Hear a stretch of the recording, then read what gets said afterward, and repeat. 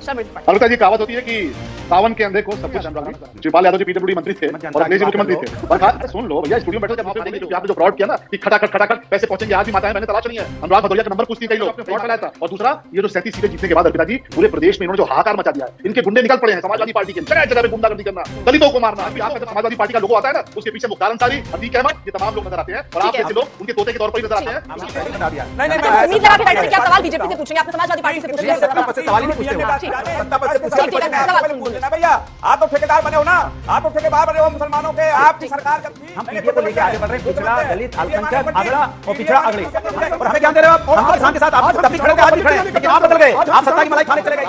इनकी तरह 5 सीट हो गए होंगे। ये जो बगल में बैठे ना आपके, ये इनोवा पार्टी में तब्दील हो गए थे, आपको याद है कि नहीं याद है? वो भी खानदान के 5 लोग गए थे और बाद में 22 इलेक्शन हुआ तो आजमगढ़ बिहार में की नियत क्या है? और ये जो बगल में बैठे ना, तो 12 साल की बच्ची के नॉर्को की बात करते हैं, जो बच्ची गर्भवती हो गई, रेप के बाद, के बाद उसके नॉर्को की बात करने वाले मुख्तार अंसारी जैसे गुंडे के साथ अगर कोई खड़ा हो सकता है, आंसू बहाता है, ये समाजवादी पार्टी है। अतीक अहमद के साथ कोई खड़ा हो सकता है तो समाजवादी पार्टी है। जय श्री राम दोस्तों, कैसे आप? आई होप सारे स्वस्थ होंगे और मस्त होंगे। तो दोस्तों, आज का वीडियो होने जा रहा है। दोस्तों, डिबेट चल रही थी यूपी में 10 विधानसभा सीटों पर बाईपोल इलेक्शन को लेकर, जिसमें भाग ले रहे थे बीजेपी की तरफ से शलभ मणि त्रिपाठी, समाजवादी पार्टी से अनुराग भदौरिया, एलजेपी से अनिल दुबे और राजनीतिक विश्लेषक एमएच खान। अनुराग भदौरिया के बारे में आप सभी को पता ही होगा कि वो किसी भी डिबेट में केवल और केवल एक ही राग अलापते हैं कि बीजेपी हिंदू मुस्लिम करती है, किसानों के लिए सरकार ने कुछ नहीं किया और पीडीए को लेकर शोर मचाना शुरू कर देते हैं। इसके अलावा उनके पास कुछ और बोलने के लिए नहीं होता। डिबेट चाहे किसी भी विषय पर हो, पर भदौरिया उसको खींचकर इन्हीं विषय पर ला देते हैं और फिर शोर मचाना शुरू कर देते हैं। इस डिबेट में भी कुछ ऐसे ही हुआ, पर शलभ मणि त्रिपाठी ने भदौरिया को ऐसे रगड़ा कि भदौरिया ने सपने में भी नहीं सोचा होगा। शलभ मणि त्रिपाठी ने पूछ लिया कि तुम बहुत पीडीए करते हो, पर अयोध्या में जो दलित लड़की के साथ हुआ उसके बारे में बोलने में तुम्हारे मुंह में ताले लग जाते हैं। क्या तुम्हारे अयोध्या के सांसद उस पीड़ित परिवार के घर एक बार मिलने भी गए क्या? और यहाँ बैठकर तोते की तरह पीडीए रखते रहते हो। शलभ मणि त्रिपाठी भदौरिया को रगड़ ही रहे थे कि पीडीए पर अल्पसंख्यकों को लेकर वहाँ बैठे एमएच खान ने भदौरिया को धोकर रख दिया। भदौरिया ने सोचा कि यह मुस्लिम है तो बीजेपी से सवाल पूछेंगे, पर हुआ उल्टा। उन्होंने भदौरिया से पूछ लिया कि तुम बहुत मुसलमानों के ठेकेदार बनते हो, तो बताओ तुमने मुसलमानों के लिए किया क्या है? जिस पर भदौरिया बोलने लगा कि हमसे क्यों पूछ रहे हो, सत्ता में तो बीजेपी है, उनसे पूछो। इस पर एमएच खान बोल पड़े कि मुसलमानों के ठेकेदार तो समाजवादी पार्टी अपने आप को समझती है, तो पूछा भी तुमसे ही जाएगा। इसी तरह एलजेपी के अनिल दुबे ने भी किसानों को लेकर भदौरिया पर प्रहार कर दिया। हुआ ये कि सभी प्रवक्ता भदौरिया पर टूट पड़े क्योंकि वो बहुत बोल रहा था और आज वो ऐसे लपेटे में आया कि मम्मी मम्मी शुरू हो गया। तो देखते हैं कि तीनों प्रवक्ताओं ने भदौरिया को उसी के जाल में फंसाकर उसके कपड़े कैसे उतारे और भदौरिया ने अपनी इज्जत कैसे बचाई। ये कहावत होती है कि सावन के अंधे को सब कुछ हरा नजर आता है। जिनकी पार्टी में चाचा को भतीजे ने बर्खास्त कर दिया, याद है कि नहीं याद? अनुराग जी, शिवपाल यादव जी पीडब्ल्यूडी मंत्री थे और अखिलेश जी मुख्यमंत्री थे। बर्खास्त, सुन लो भैया, स्टूडियो में बैठो, क्या दूसरे को बोलेंगे दो क्या?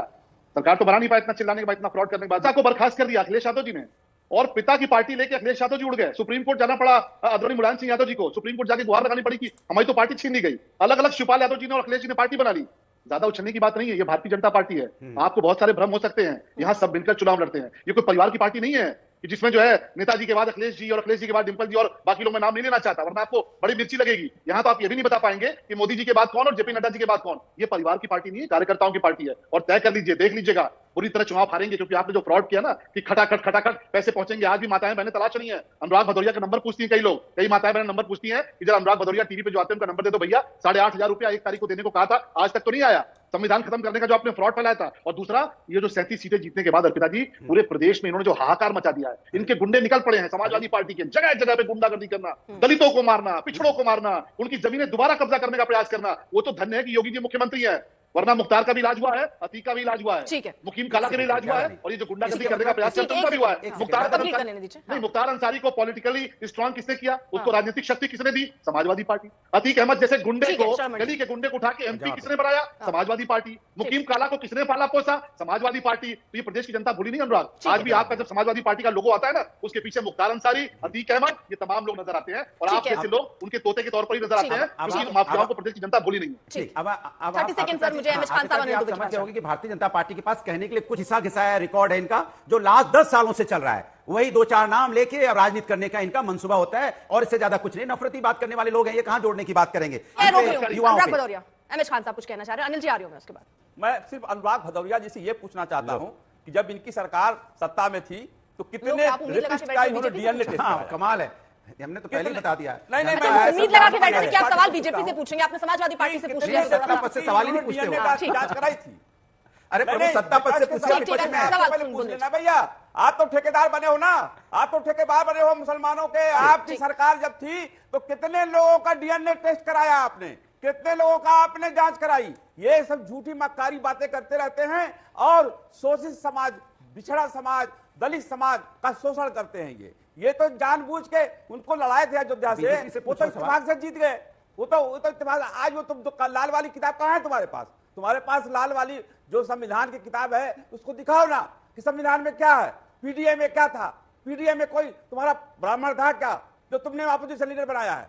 आपने हमेशा अरे हमने लीडर अपोजिशन बनाया है। पांडे जी को कहां बोल रहे हैं आप? माता प्रसाद पांडे जी लीडर अपोजिशन है उत्तर प्रदेश के अंदर में। कुछ पढ़ लिख के आए करोगे खाली आगे बैटिंग करने बिना कुछ तैयारी किए। झुंझुना नहीं पकड़े हैं मुसलमान। आपकी तुम्हारे समझ में आ जाएगा कि दो ब्राह्मण में सरकार बीजेपी के सवाल आप समाजवादी से पूछते से पता चल जा रहा है कि आपकी मानसिकता क्या है।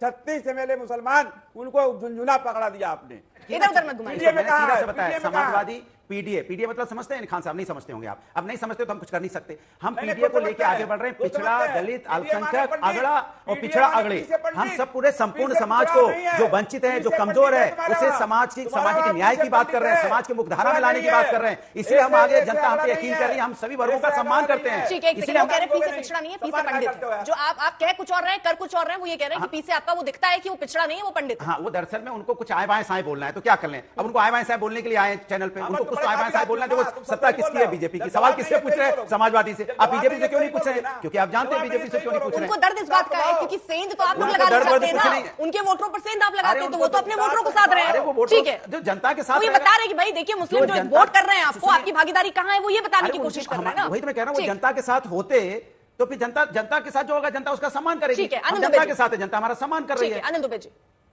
अभी हमारे मित्र अनुराग जी किसानों की बात कर रहे थे। किसानों के लिए कभी कोई लड़ने का काम किया? किसानों के लिए लड़ाई तो जो है राष्ट्रीय लोकदल ने लड़ी। राष्ट्रीय लोकदल के नेता माननीय जयंत चौधरी जी लड़ी। रेप केस पर कह रहे हैं, डीएनए की बात कर रहे हैं कि ये कानून में लिखा है कि 7 साल से ऊपर की सजा पर डीएनए की बात। कानून में ये भी तो लिखा है कि रेप पीड़िता का जो बयान है वही माना जाएगा, वही अंतिम बयान माना जाएगा। तो इस तरह की बात आप या तो करो तो सभी के लिए करो। इस तरह की बात आपको शोभा नहीं देती है। आपके मुंह से किसानों की बात शोभा नहीं देती। आपके मुंह से बस एक सेकंड, इसी का जवाब है। और आपका कभी किसानों के लिए कोई संघर्ष रहा हो? किसान के लिए काला कानून बनाने वाली भारतीय जनता पार्टी, और जिसकी वजह से किसानों की मौतें हुई और आप जाके उनकी गोदी में बैठ गए और मुझे कानून सिखा रहे हो। वो किसान आपको माफ करेंगे क्या? जिनकी वजह नहीं, जिन्होंने काला कानून बनाया, जिनके लिए किसान लड़े, जिनके रास्ते में कील कांटे बिछाए गए, किसान को खालिस्तान क्या बोला गया, और किसान और उसी पार्टी के साथ आप जाके मिल गए और हमें ज्ञान दे रहे हो आप। हम तो किसान के साथ आप तब भी खड़े थे, आज भी खड़े, लेकिन आप बदल गए। आप सत्ता की मलाई खाने चले गए, इसलिए आपको हरा दिया। किसानों ने आपको हराया, आपको भी हराया पश्चिम में किसानों ने। तो किसानों का सम्मान आपने नहीं किया, इसलिए किसानों का सम्मान कीजिए। और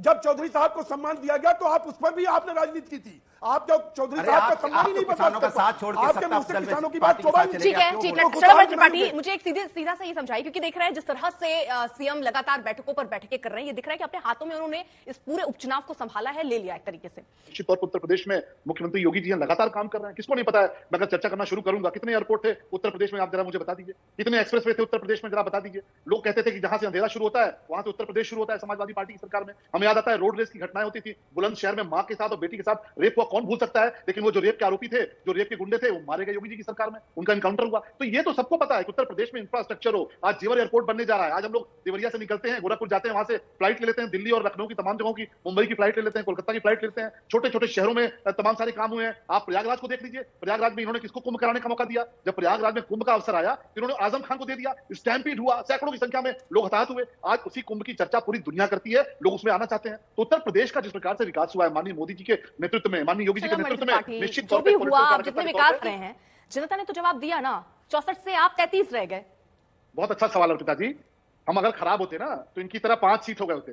ये जो बगल में बैठे ना आपके, ये इनोवा पार्टी में तब्दील हो गए थे। आपको याद है कि नहीं याद है? वो भी खानदान के 5 लोग गए थे और बाद में बाई इलेक्शन हुआ तो आजमगढ़ भी हार गए। इनोवा पार्टी से ई-रिक्शा पार्टी में तब्दील हो गए। सुनिए, आज भी हम 33 सीटों पे खड़े हैं। और इसलिए खड़े हैं क्योंकि इन्होंने जो भ्रम फैलाया था, मैं फिर पूछता हूं, इनसे पूछिए ना, 1 तारीख को पैसा आने वाला था ना, खटाखट वाला, कहां चला गया? जनता ढूंढ तो रही है समाजवादी पार्टी के नेताओं को, कांग्रेस के नेताओं को। आज भी हम मजबूती के साथ खड़े हैं। और ठीक है, बाई इलेक्शन गोरखपुर भी हम हारे थे। और पिताजी तब भी आप सवाल पूछती थी कि ये तो योगी जी के क्षेत्र में बाई इलेक्शन हार गए, लेकिन उसके बाद से 19 का चुनाव भी जीते, 24 का भी चुनाव जीते। कई बार एक कदम पीछे हटना होता है एक बड़ी जीत के लिए। और आप देखिएगा उत्तर प्रदेश की जनता नीयत जानती है कि भारतीय जनता पार्टी की सरकार की, चाहे मोदी जी और योगी जी की नीयत क्या है। और ये जो बगल में बैठे हैं ना, जो 12 साल की बच्ची के नौरकों की बात करते हैं, जो बच्ची गर्भवती हो गई रेप के बाद, गैंग रेप के बाद, उसके नौरकों की बात करने वाले लोग हैं ये, उसके डीएनए की बात करने वाले लोग हैं, जो कहते हैं कि बेटी झूठ बोल रही है। और अवधेश प्रसाद और समाजवादी पार्टी का नेता आज तक उसके आंसू पोंछने नहीं गया। आप जरा मुझे बताइए, हम लोग भरे कोई विरोधी विचारधारा का होता है, उसके यहाँ कोई दुखद घटना होती है, हम लोग जाते हैं क्योंकि विधायक हैं, हमारे क्षेत्र के व्यक्ति हैं, भले दूसरी विचारधारा के हैं, लेकिन अवधेश प्रसाद का घर 7 मिनट की दूरी पर है। उस दलित बेटी के घर पे आज तक नहीं गए। क्यों नहीं गए? ये इनकी नियत है, क्योंकि मोइन खान जैसा जो गैंगरेप करने वाला बलात्कारी है उसके साथ अगर कोई खड़ा हो सकता है